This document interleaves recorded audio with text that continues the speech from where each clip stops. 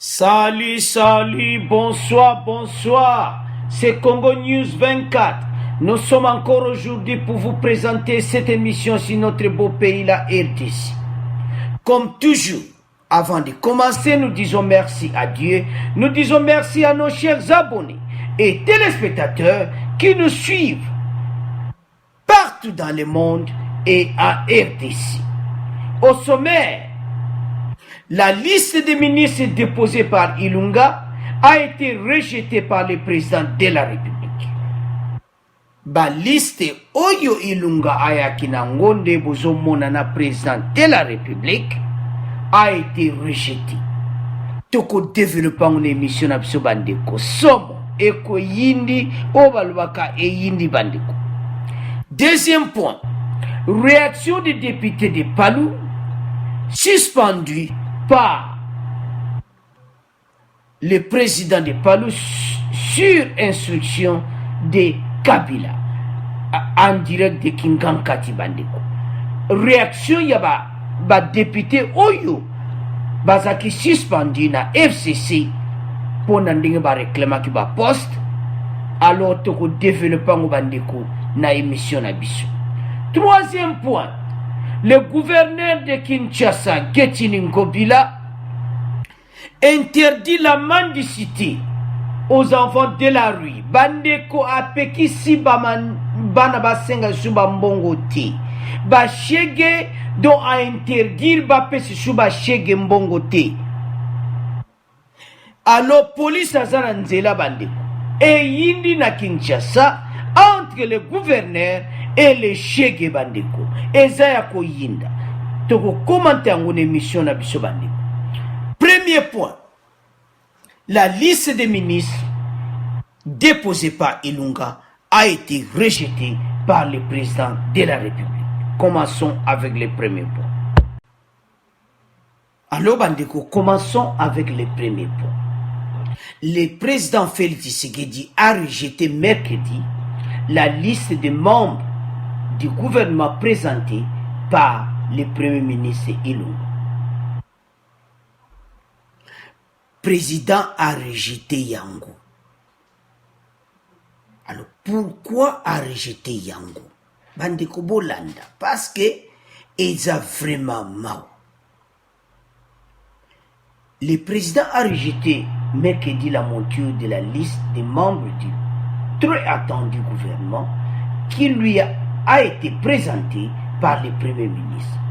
Le président Félix Tshisekedi a fait observer au premier ministre que la liste ne respecte pas la recommandation sur la représentativité des femmes. What is the premier point? Pourquoi rejeter? Sans les femmes, jamais. Donc, ma femme batie bangote. Wana liste wana, il faut zakaka liste ya FCC bandeko. Sans les femmes. What is the premier point à régir? Deuxième point. La liste ne tient pas compte de l'équilibre entre les vieilles figures de la politique de notre pays et les jeunes. Ezaya koyinda. Donc liste wana batali babilongi wana batali babilongi ba jeune o baloba ki équilibre ezala ezati bilongi wane bimi bandeko eza mubulu président ya telgabi oh na lisus papa Ilunga oyo nani ayeli suko sa nini awa bandeko tokotanga kombo te bo comprendre kaka oh na lisus na justice na défense retour à l'expéditeur bandeko ezaya ko yinda pe yindi déjà.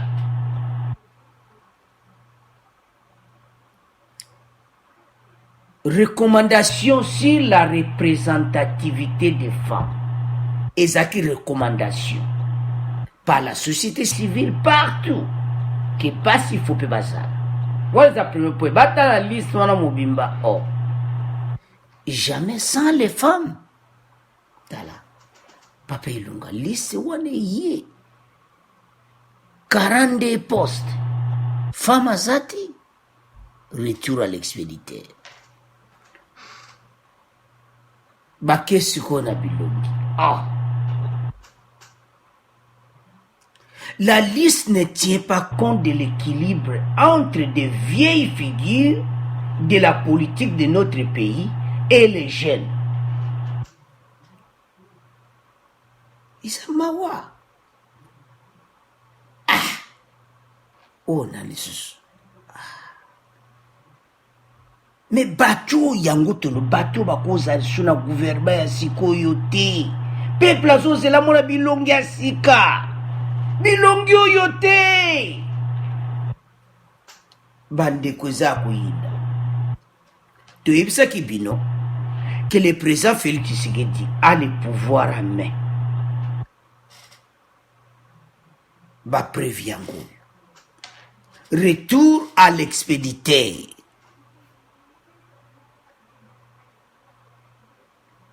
Ba équilibre, ba vie figure ba bimi bango nyoso.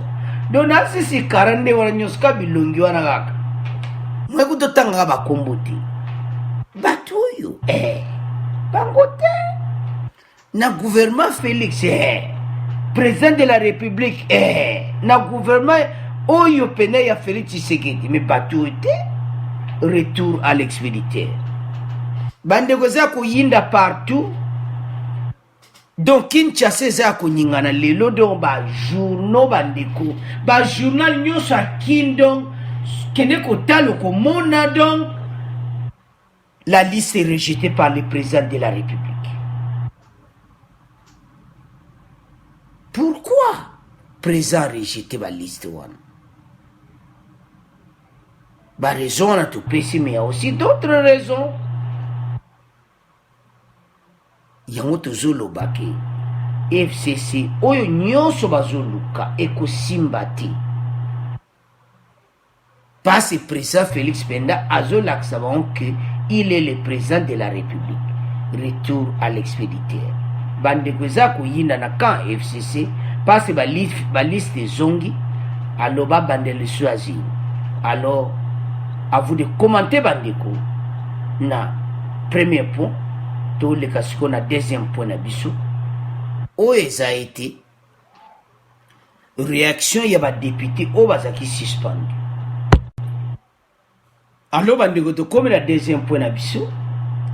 Suspension des cadres au Palou et allié. Donc suspension y a ba cadre ya Palou yo ba député o ba longolaki.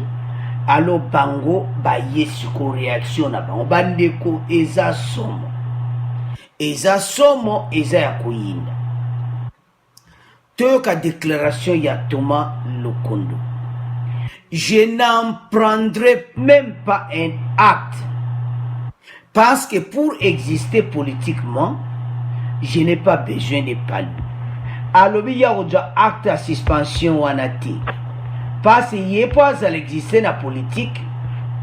Donc, Azan a besoin de Palou.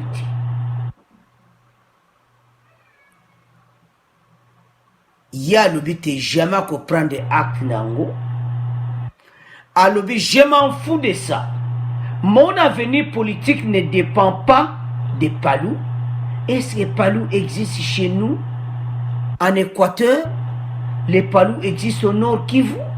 Les Palou n'a de députés qu'au Bandundu et ici à Kinshasa.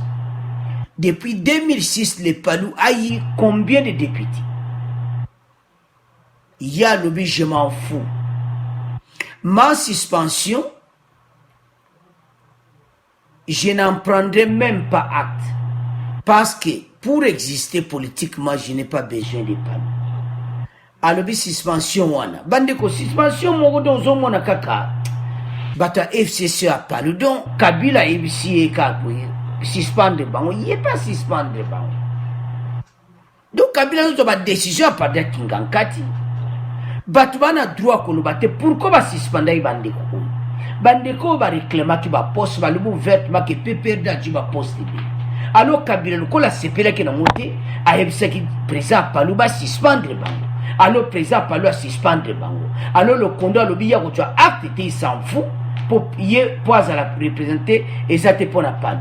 Et ça ko yinda bande. Toujours les sous Elvis Moutir. Alors, il faut savoir d'abord que notre alliance repose sur un acte constitutif qui crée le gouvernement Palouana Elvis Mutiri Bandeko. Obozomo na photo. Alors, notre alliance repose sur un acte constitutif qui crée le regroupement.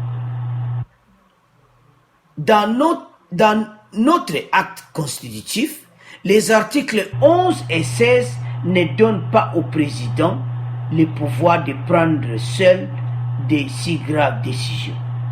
Il n'y a pas le but que Bango va faire une décision de président va faire une décision de selon acte 11 na 16 de la constitution na Bango, où il y a bazana Katia Palu et Ali.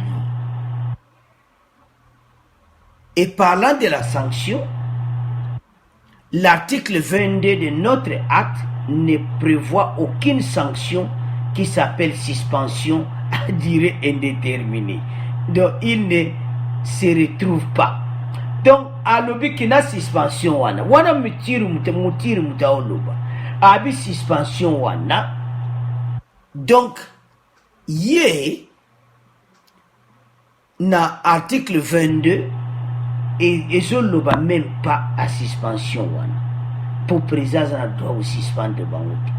Donc makambo ya ngoto loba qui na FCC dictature moko ça à partir à Kingankati ba yebisi présent par le suspendre bango yé pas suspendre bango bandeko bozo mona bandeko pas na droit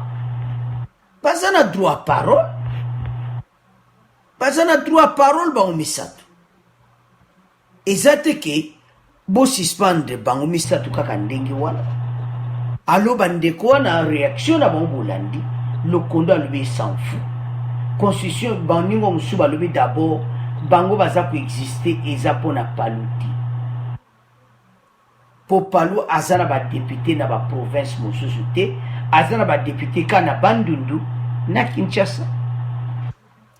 Alors parti lumumbiste bo raisonner la suspension wana bandeko il faut bazonga de yoso Kabila yebso likambala mo suspendre pourquoi alors ça ma bandeko réaction na bango donc Kabila soit décidé alors bandeko vous de commenter la suspension bandeko misat que il faut bazonga bango ba pesi réaction na bango ki bango baza ko exister pour na paluté donc on s'en fout na ba décision ou t'es pas Kabila on s'en fout.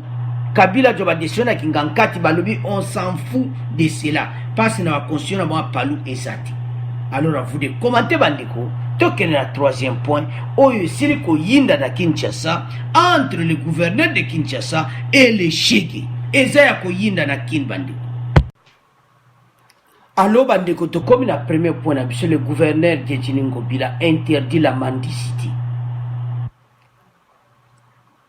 au Chege de la rue. Donc, à Pekissi, Bapese Souba Chege Mbonguti.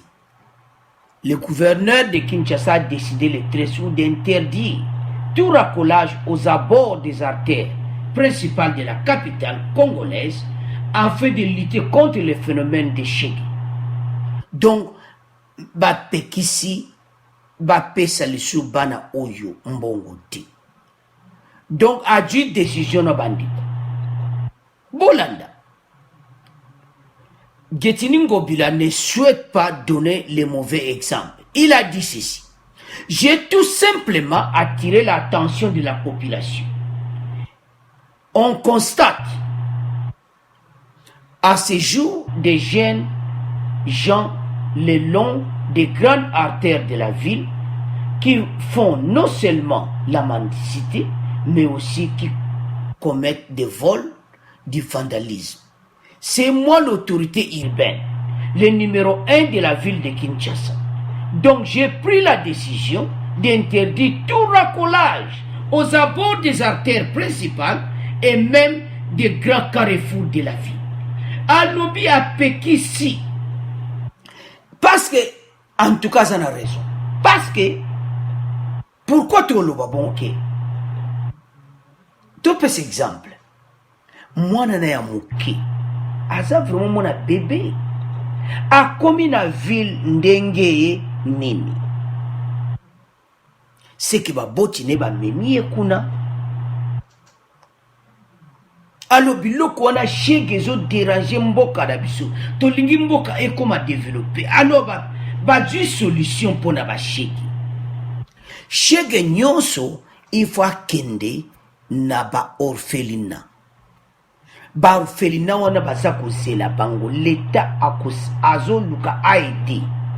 Yango ba sengi ba shege wana ba kende na ba orphelinat. Alors adu ba décision pour yo oyo lingo kabela shege. Soki ba juge police akokanga yo. Parce que alobi me ba na ba nzemo musu yemba make shege donc o ba lancer ba shege et comment kopesa mutu makasi donc mwana nyonso akimi ndako ya papa na ye mama ne musu pe ba kimi ba na ndako kuna ba problème donc ba situation za ndenge na ndenge bandeko. Alors pona ba jwa solution nango gouverneur alobi mutu oyo bakokanga zo pesa chèque mbongo yo bakokanga yo pe. Alors mona pena biya $500 ba pesi bango na nzela. Alors bozo mbongo wana bokono pesa ngona borfelina. Ba orphelinat place eze belé na Kinshasa o bazo encadrer ba chèque. Jombo ngona kini ko pesa. Alors na centre ville pour le moment police aza na recherche ya ba chèque. Bazo kanga bango nyonso bandeko. Bakoza lisusu te. Bakoza bango nyonso bakotia bango na orphelinat. So ba du chèque na nzela oza na problème. Alors eza décision moi kitoko. Yango gouvernement ya Félix Tshisekedi eza gouvernement moko elinga échanger mboka na biso. Changement de mentalité. Yozo mwana ka mwana nazo senga mbongo na opese mbongo non. Bana na mususu e comme na ngo kimandian. Musu bazana ba souffrance pende ya solo. Mususu pende comme na ngo les affaires. Mupote ya otika mwana ye azo senga mbongo. Musu pende za sérieux, baza ba problème. Bazo lala libanda. Alors, balobi qui à peu près 5000 dans les centres de la capitale congolaise. Baza vraiment épelé.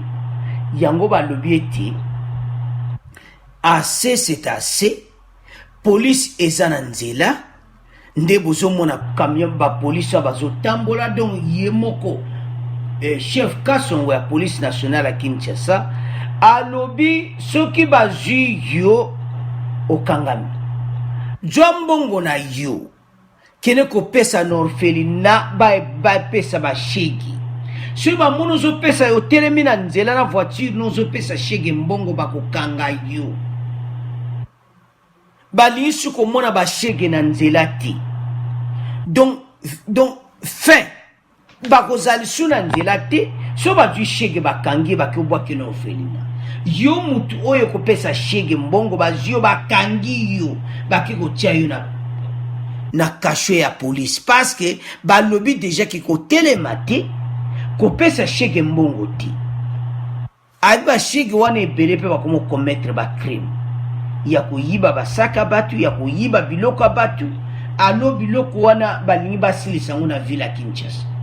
Yango getini ngopila du décision mo kitoko félicitations.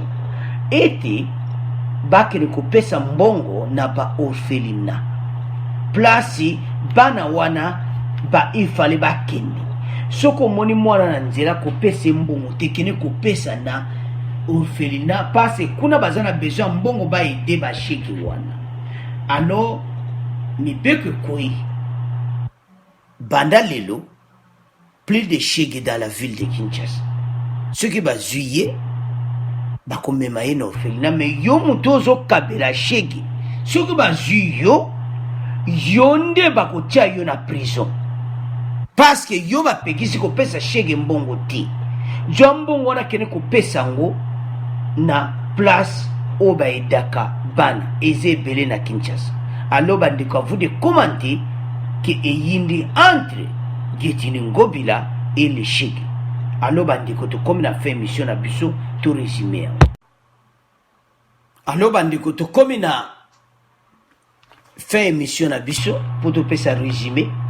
Alors premier point to loba qui était président de la République a rejeté liste Oyo Ilunga Yakina.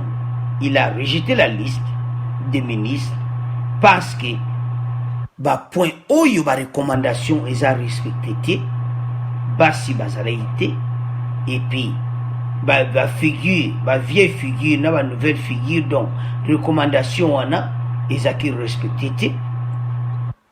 Et puis deuxième point réaction ba député au bazaki exclu ou suspendu na Palou sur instruction ya en direct de Kingankati le club a lobaki ba bimisaki secret FCC na FCC PPRD juba poste belé alo Kabila a ebisaki président Palou ba suspendre bango alors bazaki suspendu alors bango pe pasali réaction na bango bandeko réaction na bango pe na ba on s'en fout alors bon commenter nango bandeko. Et puis troisième point les autres ba chèque na Getini Ngobila alors ba pexi ba chèque na ville à Kinshasa alors so ba mono zo kabela chèque mbongo fo ba kangayo ba police ba kozala partout alors pona ko silisa makanga ba chèque dans la capitale. Alors bandeko bo s'abonner massivement na Congo News 24 bo vraiment bo partager ba vidéo bo senga bandeko ba s'abonner bandeko chaque jour to yela bino ba nouvelle bandeko. Alors à vous de commenter. Au revoir, à la prochaine.